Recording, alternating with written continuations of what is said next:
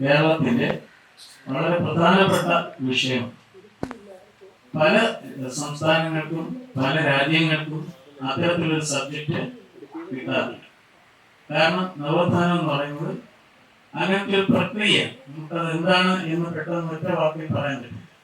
അത് ഒരു കാലഘട്ടത്തിലോ അല്ലെങ്കിൽ ഒരു പ്രദേശത്തിലോ ഒക്കെ സംഭവിക്കുന്ന പരിണാമ പ്രക്രിയയ്ക്ക് വിധേയമാവുന്ന ഒരു വലിയ സംഭവ പരമ്പരകളാണ് ഈ നവോത്ഥാനം എന്നൊരു വാക്കിന്റെ പറയുന്നത്. കേരളത്തെ സംബന്ധിച്ച് അയ്യാവൈകുണ്ഠർ തുടങ്ങി വെച്ച് ശ്രീനാരായണ ഗുരു, ചട്ടമ്പി സ്വാമികൾ തുടങ്ങി, സഹോദരൻ അയ്യപ്പൻ തുടങ്ങി നിരവധി മഹാന്മാരുടെ പ്രവർത്തനങ്ങളും അവരുടെ ജീവിത ത്യാഗവും ചേർന്നതാണ് കേരളത്തിന്റെ നവോത്ഥാനം.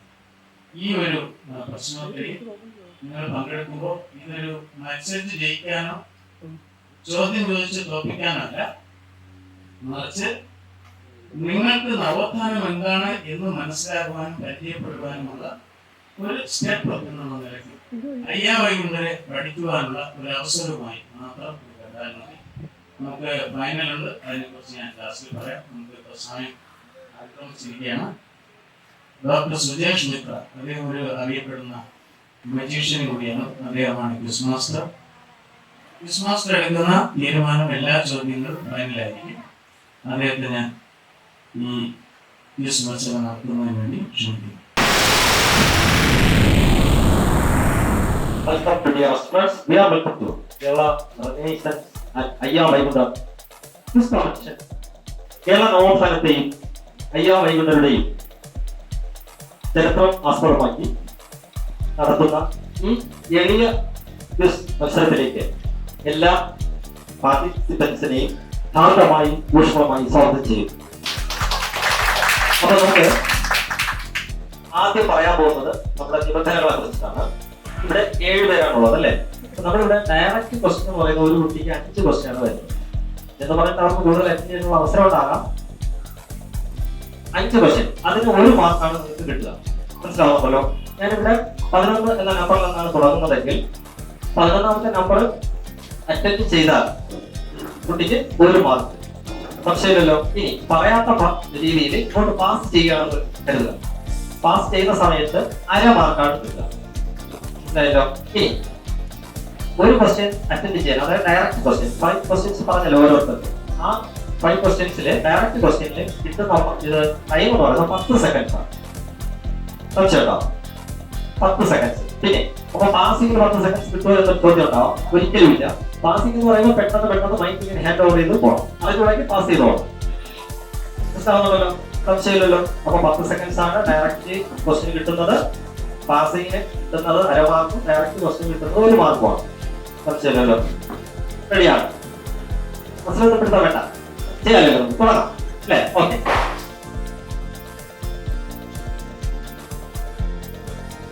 അപ്പൊ ഞാൻ ഫസ്റ്റ് തുടങ്ങുന്ന ഇവിടെ നിന്ന് തന്നെയാണ്. 11 തുടങ്ങുന്നത്. അയ്യാ വൈകുണ്ഠർക്ക് മാതാപിതാക്കൾ നൽകിയ പേര് എന്ത്? അയ്യാ വൈകുണ്ഠർക്ക് മാതാപിതാക്കൾ നൽകിയ പേര് എന്ത്? മുടിച്ചൂടും പെരുമാണ്. Correct answer. അടുത്ത ക്വസ്റ്റ്യൻ ഉണ്ട്. അയ്യാവൈകുണ്ഠരുടെ അവതാരോദ്ദേശം എന്ത്? അവതാരത്തിന്റെ ഉദ്ദേശം എന്ത് എന്നുള്ളതാണ് ചോദ്യം. അയ്യാവൈകുണ്ഠരുടെ അവതാര ഉദ്ദേശം എന്ത്?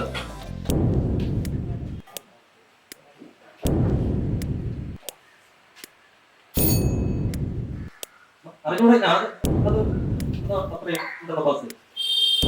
ഓഫ് ചെയ്യണ്ട, എപ്പോഴും ഓൺ ചെയ്ത് വെച്ചാൽ യെസ്. കലിയെ നിഗ്രഹിക്കുക അല്ലെങ്കിൽ കലി നിഗ്രഹം എല്ലാം ശരി തന്നെയാണ്. ഓക്കെ, അല്ലെങ്കിൽ 14 നമുക്ക് ഇങ്ങനെ പാസ് ചെയ്ത് പോയിട്ട് തിരിച്ചു വരും കേട്ടോ. വൈകുണ്ഠർ ചൂണ്ടിക്കാണിച്ച ധർമ്മത്തിന്റെ അർത്ഥം എന്താണ്? വൈകുണ്ഠർ ചൂണ്ടിക്കാണിച്ച ധർമ്മത്തിന്റെ അർത്ഥം എന്താണ്?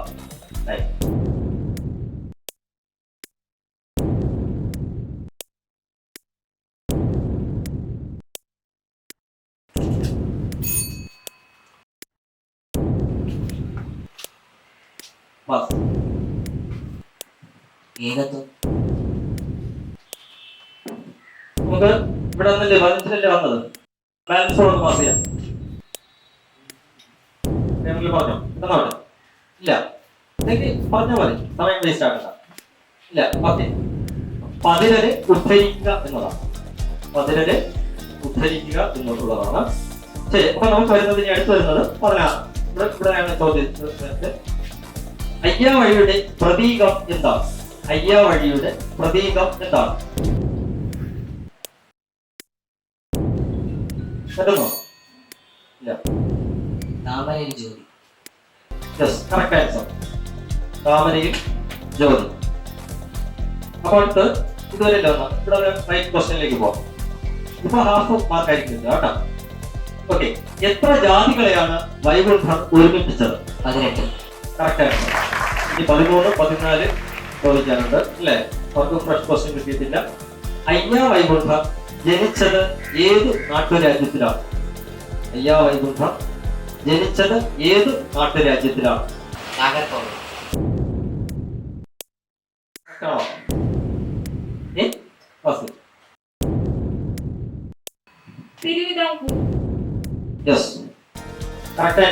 തിരുവിതാംകൂർ.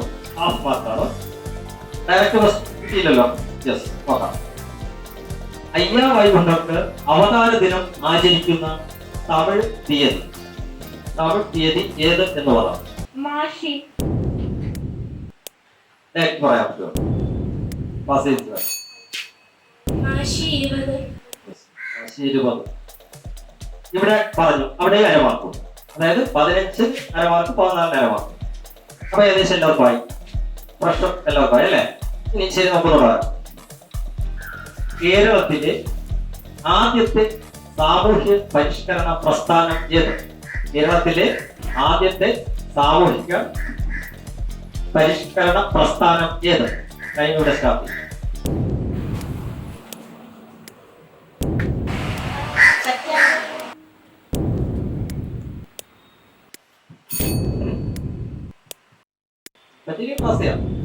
അറിയാമോ? പെട്ടെന്ന് പറയും.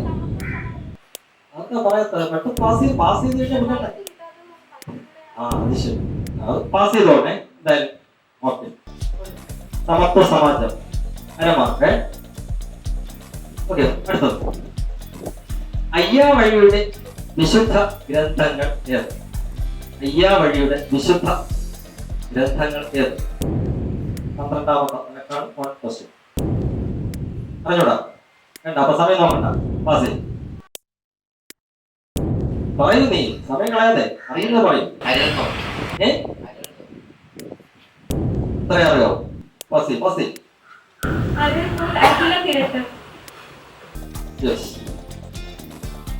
അഖിലത്തിരുട്ട് അമ്മാനെ പൂർണ്ണമാകണം. അരുൾകൊണ്ട് കുഴപ്പമില്ല. ഇവിടെ നീ പകുതി പറഞ്ഞല്ലേ? അപ്പൊ അത് യഥാർത്ഥത്തിൽ അരമാർക്കാണ് അവിടെ വരുന്നത് തന്നെ. അതിന് പകുതിയെ പറഞ്ഞുള്ളൂ. 2 പേർക്ക് അരമാർക്ക് കൊടുത്ത് 13, 14. അടുത്തതിന്റെ ഓൺ ക്വസ്റ്റ്യൻ അല്ലേ? 13. നിരീശ്വരവാദികളുടെ ഗുരു എന്നറിയപ്പെടുന്നത് ആര്?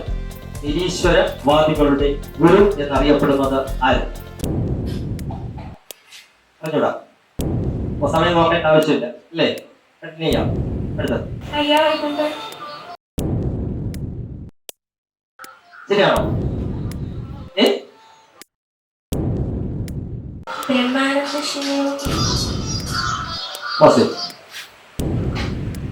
വൈകുണ്ഠസ്വാമികൾ അറിയാം. 15. അതായത് ബ്രഹ്മാനന്ദ ശിവയോഗി. ഞാൻ വെറുതെ പാസ് വെച്ചിട്ടേ ഉള്ളൂ, മാറ്റി പറയുന്നുണ്ടോ എന്നറിയാൻ വേണ്ടി. അപ്പോൾ ഇവിടെ അര മാർക്ക് കൊടുക്കാം. 15 പാസിംഗ് ആണേ. അടുത്ത് ഓർഡർ ഒരു 1 ക്വസ്റ്റ്യൻ കിട്ടിക്കഴിഞ്ഞു അല്ലെ? ഇത് രണ്ടാമത്തതാണേ. ബ്രഹ്മാനന്ദ ശിവയോഗിയുടെ പ്രധാന ശിഷ്യൻ ആര്? ബ്രഹ്മാനന്ദ ശിവയോഗിയുടെ പ്രധാന ശിഷ്യൻ ആര്?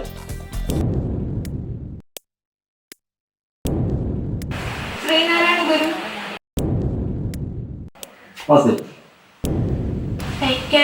ഗുരു,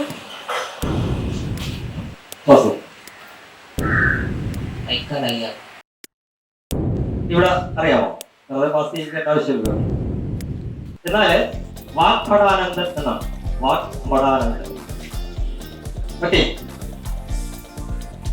അപ്പൊ ഇനി അടുത്ത് 15ാമത്തെ ആളിലേക്കാണ് വരുന്നത്. ആത്മോപദേശ ശതകം ആരുടെ കൃതിയാണ്? ശ്രീനാരായണ ഗുരു. ശരിയാണോ? ശരിയാണോ? ശരി, എന്തായാലും സമയം കളയണ്ട. കറക്റ്റ് ആൻസർ ശ്രീനാരായണ ഗുരു. ഒരു മാർക്കാണേ. അത് പറഞ്ഞാൽ അരുവിപ്പുറം പ്രതിഷ്ഠ എന്നായിരുന്നു സ്ഥാപിച്ചത്? അരുവിപ്പുറം പ്രതിഷ്ഠ സ്ഥാപിതമായത് എന്നുള്ളതാണ്. എപ്പോൾ എന്നാണ് അതിന്റെ കാലയളവ് വർഷമാണ് പറയേണ്ടത്. പറ്റുന്നുണ്ടോ? 1746. ശരിയാണോ? വേറെ ആർക്കെങ്കിലും അറിയാമോ? 1830. 1930, 1833. ഇല്ല, ഇവിടെ കറക്റ്റ് പറഞ്ഞു. 1888.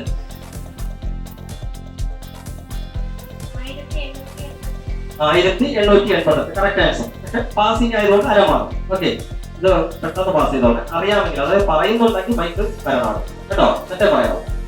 നമുക്ക് ഇനി അടുത്ത് 17ാമത്തെ ആണ്. ഓക്കെ.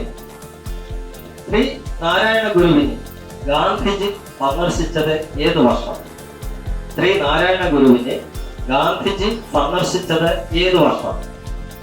1920. ശരിയാണോ? പാസിംഗ് അറിയാമെങ്കിൽ mike. 1925. Yes, correct answer. Passing ആണ്, അതുകൊണ്ട് തന്നെ അരമാർക്ക്. ശരി, നമുക്ക് വീണ്ടും ഇവിടെ നിന്ന് എങ്ങനെയാണ്? മുത്തുക്കുട്ടിയുടെ അച്ഛന്റെ പേര് എന്തായിരുന്നു? ഉണ്ണിച്ചാമി നാടാർ. ഒന്നുകൂടെ. ഉണ്ണിച്ചാമി നാടാർ. ചെറിയൊരു വ്യത്യാസമുണ്ട്, ആർക്കെങ്കിലും കറക്റ്റ് ചെയ്യാൻ പറ്റുമോ? പൊന്നുമാടൻ നാടാർ. യെസ്, പൊന്നുമാടൻ നാടാർ. അതാണ് കറക്റ്റ്. നമുക്കത് അരമാർക്ക് കൊടുക്കാം. ഉണ്ണിച്ചാമി അല്ല മോനെ, പൊന്നുമാടൻ നാടാർ. ഓക്കെ. അപ്പൊ ഈ അടുത്ത് വരുന്നത് 12ാമത്തെ നമ്പറിനാണ്. റെഡിയല്ലേ? അയ്യാ വൈകുണ്ഠരുടെ അവതാരത്തെ അനുസ്മരിപ്പിക്കുന്ന ആഘോഷം ഏത്? അയ്യാ വൈകുണ്ഠരുടെ അവതാരത്തെ അനുസ്മരിപ്പിക്കുന്ന ആഘോഷം ഏത്? ഓക്കെ. ഇല്ല, പാസ്. അയ്യാ അവതാരം. മാഷി ഘോഷയാത്ര. ഓർഡർ ചെയ്തവരൊക്കെ ഇനി വരുള്ളൂ. അപ്പൊ 15ന് അരമാർക്ക് കൊടുക്കുക. ഇത് 13 അല്ലേ? മൂന്നാമത്തെ ക്വസ്റ്റ്യൻ അല്ലേ? അല്ലേ? ശരിയാണല്ലോ. മുത്തുക്കുട്ടിയുടെ അമ്മയുടെ പേരെന്തായിരുന്നു? മുത്തുക്കുട്ടിയുടെ അമ്മയുടെ പേര് എന്തായിരുന്നു? ഇല്ല, ഇത് കറക്റ്റ് എന്ന് ആർക്കെങ്കിലും അഭിപ്രായം? എന്തായാലും അങ്ങോട്ട് വരാൻ സാധ്യമല്ല. വെയിലാൾ അമ്മ കറക്റ്റ് ആൻസർ. അരമാർക്കാണ്.